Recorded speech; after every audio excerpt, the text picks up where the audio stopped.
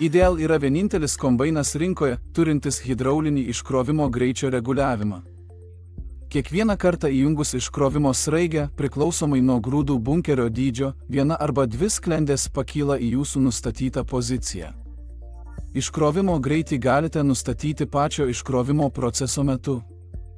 Norėdami pakeisti iškrovimo greitį, atlikite šiuos veiksmus. Patikrinkite dabartinį iškrovimo greičio nustatymą ekrano viršutinėme kairiajame kampe ant kombaino silueto iškrovimo sraigės. Ten yra 4 kvadratai, kurie žymi 4 sklendžių padėtis. Pirma, 25 procentai, žemiausia padėtis, tik vienas kvadratas apvestas raudonai.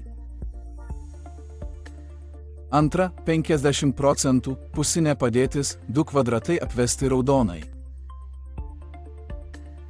Trečia, 75 procentai, 3 kvadratai apvesti raudonai. Ketvirta, 100 procentų, maksimalus iškrovimo greitis, visi 4 kvadratai apvesti raudonai.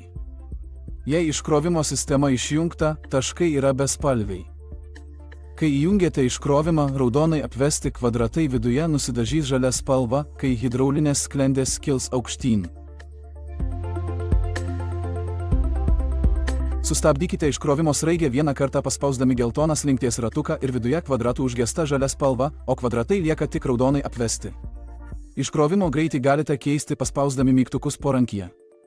Atminkite, kai nustatote iškrovimo greitį, atminties funkcija išsaugos tą nustatymą kitoms iškrovimo operacijoms.